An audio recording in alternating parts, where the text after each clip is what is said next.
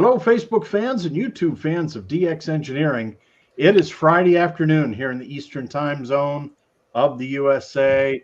It is 20 Zulu on October 18th, 2024.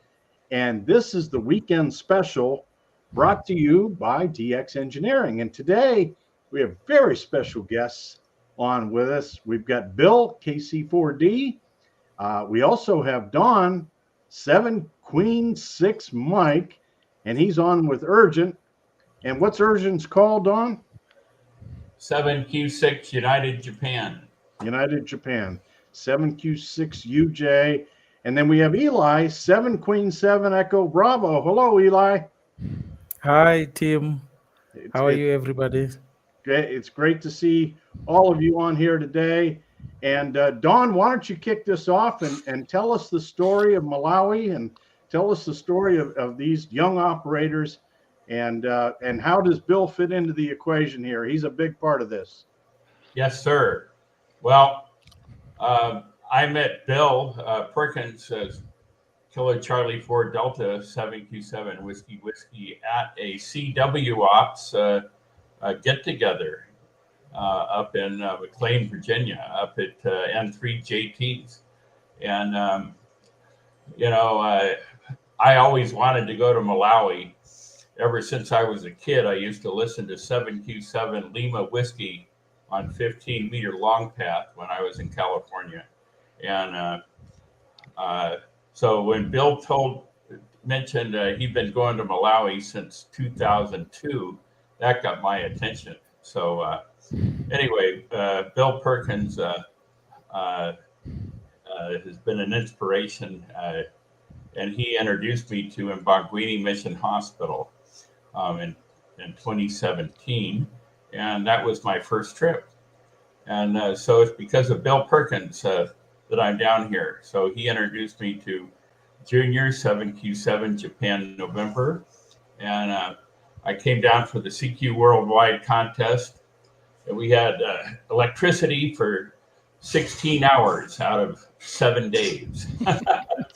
So needless to say, that was a little disappointing. So I decided to come back again. And this is my 11th trip since 2017. So, boy, that is incredible, Don. 17 trips in that time span. So tell us about the young operators, and then we'll get over to Bill. But tell us about Eli and Urgent and what's their story?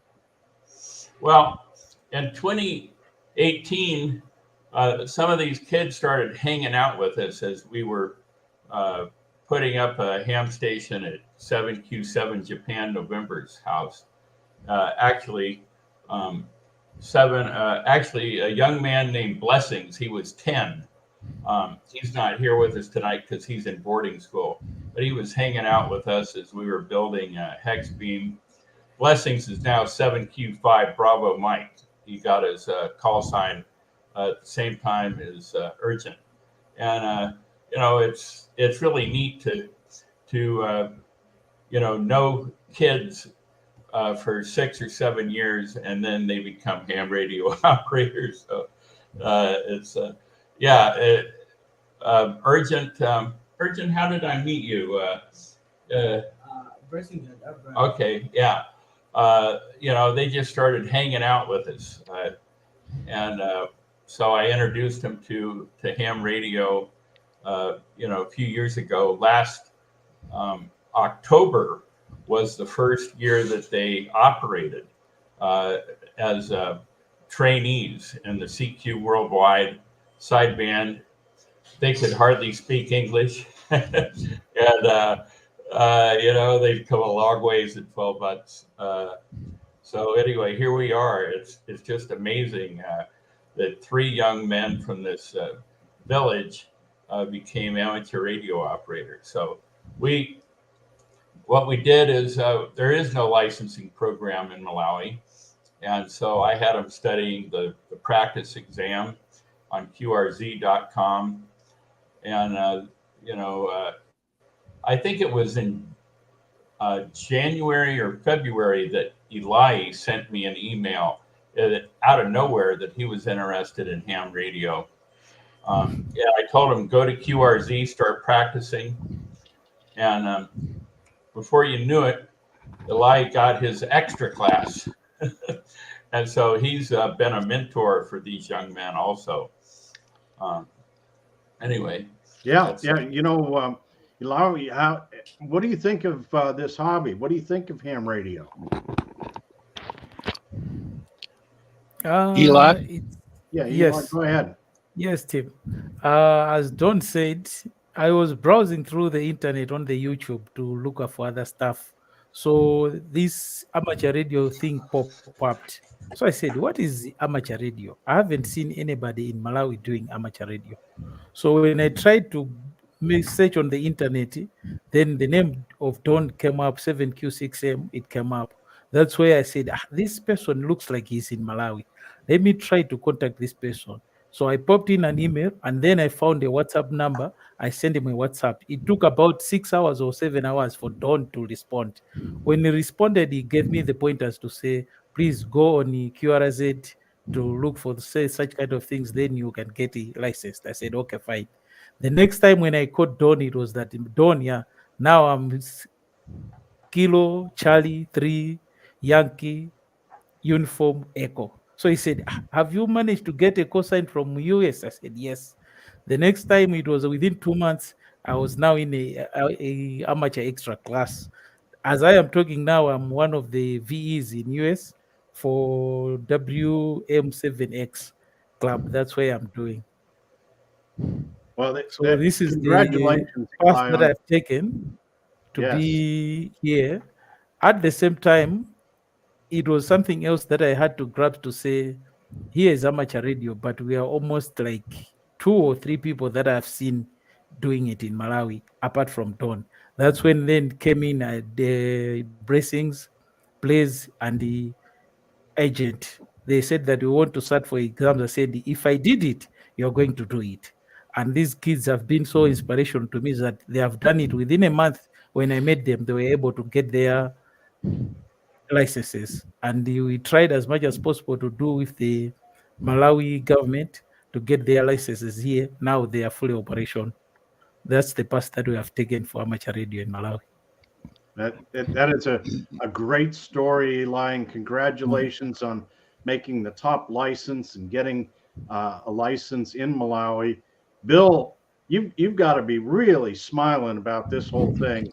Look what you started, Bill. Well, you're right, Tim. I'm so pleased to have had even a small part in this process. And Don is just a great friend, and we just rejoice at all the things that have been accomplished here. And these young men deserve every credit imaginable for the work they've done to achieve what they have, and that's only the start. I think perhaps Don may have told you we hope to have an amateur radio society started in Malawi, and we've already had some helping hands from the South African amateur group who want to help us with that and be a member society in the future. So the opportunities are just boundless. My personal involvement in it was small, but the Scottish Presbyterian Church has had a great connection with Malawi over the years, for many years. The first person to see this giant lake that is imposing in Malawi, Lake Malawi, which is about 400 miles long, the third largest in Malawi, was first seen by David Livingston, Dr. Livingston, I presume, perhaps from your school days and so forth, was the first European to see that wonderful lake and to be in what is now Malawi. He encouraged other Scottish missionaries to come there in the 1850s and beyond. And Robert Laws came in the late 1890s and actually founded the Mbangwini mission there, and a beautiful church and hospital associated with a clinic at that time. And then later on, fast forward, Jim McGill was probably the first amateur operator in Mbangwini. he was the son of a missionary doctor who ran the hospital there and expanded it dramatically through contributions from people in the States and elsewhere to largely what it is today in the 60s and 70s. And I was interested in coming because a member of our church had who was a retired neurologist here, had traveled to Africa a number of times and done replaced or at least backfilled some of the missionaries so they could return to the States and do itineration, those kind of things. And he announced in our church one day that he and his wife had found a lovely village in Malawi that had a guest house and so forth, and wondered if anybody else might be interested. And I had just retired at the time in 2001, and always wanted to operate from a DX location, and a relatively rare one, and not a very noble call, but one that all of us can relate to as hams. And he said, sure, come ahead. And so I ended up going in 2001, and that was my first trip. And Brian Poole, 7Q7 BP, who many of you all probably have worked, was one of the most active hams there for many years. I sent him a note one time and said, I'm going there and I want to try to do something to improve the communications to the mission station, because we want to bring other people there. And I understand you're involved and use the WinLink operation to do email, because there was virtually no communication. One landline, which is unreliable, wouldn't even handle a fax. I sent him, like Don did, kind of, or like Eli did, overnight. I just sent an email to this guy, 7Q7BP, who I didn't know from Adam at the time, and told him I was coming there and understood he was using WinLink to do email, and I thought it would be something useful for our planning and other things. Anyway, I sent that one evening, but the next morning when I got up at 7 o'clock, because of the time differential, here's an answer from him saying, yeah, I'd be delighted to come and show you how to do that. We can set up a WinLink station there and all. Well, anyway, a great friendship began from there. And I eventually managed to get about 70 feet of 25G tower in a container over there. And basically we started building a station and so forth after I'd operated briefly in the capital of Lilongwe with another missionary couple. We just fell in love with the place. And I've been back now 12 or 13 times since 2001. Never spent a lot of time operating, but off and on. And then met Don, and he's just taken over and just built the thing up and done magnificent stuff. But we love the people. They couldn't be more welcoming and delightful, spirit-filled people, and it's just a life-changing experience to have any opportunity to go there and be with them. So, good Lord willing, and Creek Note Lies, I'll be making my 14th trip there this coming summer. Our church has agreed to endorse another trip of group. We'll probably take 10 or 12 people with us, a number of hams in that group, as a matter of fact, as you might expect, who have now come and become part of that from here in Central Virginia.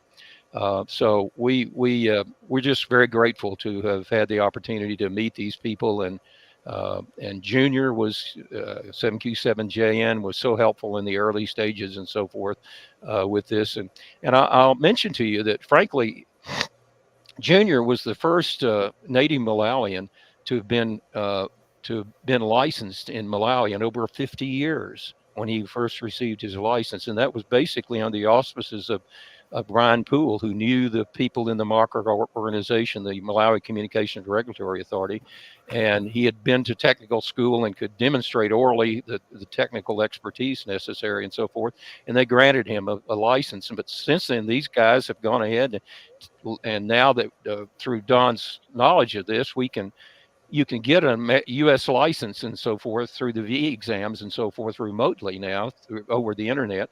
And then once you have a U.S. license, the Malawi people will grant you reciprocal operating privileges and a license in Malawi, and that was open the door to open the opportunities for more of these young people to do this.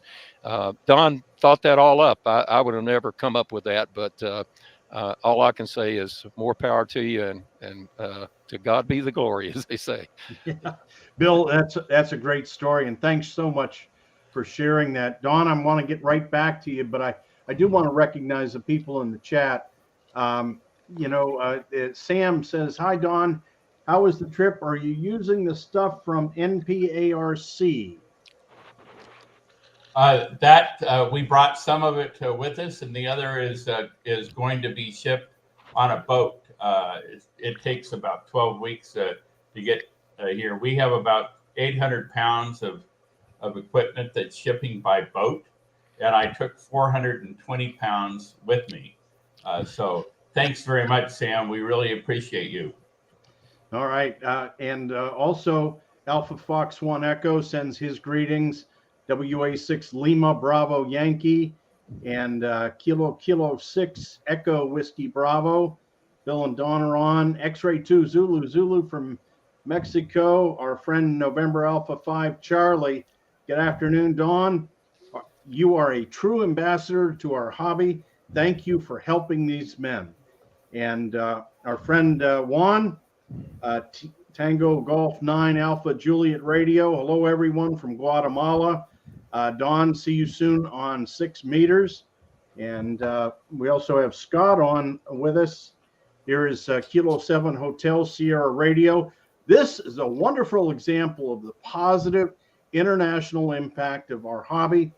And we couldn't agree more. Don, Kilo Echo 8 Delta Oscar. And Sam says, I received the Malawi flag. It will be going up tomorrow. And we've got Donnie is on with us, Kilo 4 Echo Kilo. And Bill, Whiskey 4 Whiskey Victor is on, Kilo 5 Fox Juliet Alpha, and Whiskey 7 Kilo Fox India. Don, lots of well wishes on the fantastic job getting these young men involved in the hobby. And what does the future look like, Don? What does the future look like for Urgent and Eli and Blessings? Well, I'll tell you, we had an email from a ham radio operator who's Kilo 4 Whiskey, who's tied in with Virginia Tech. And Bill Perkins and I drove down to Virginia Tech about 8 weeks ago and met with 6 of the people there, and they're interested in working with us. So we're going to be opening the Jeffrey Don Learning Center after Kilo Bravo 3 Zulu United Kilo, who passed away in July. And I asked them, how does a person from Malawi get into Virginia Tech? And I was thinking about Urgent. And they told me that they have 5 students from Malawi and also 1 professor. So I can see, all sorts of, it's all about partnering and getting the word out, and, anything is possible as long as you plan ahead. So I could see the possibility of Urgent getting a scholarship and ending up in Virginia studying medical, biomedical engineering is what they have scholarships for.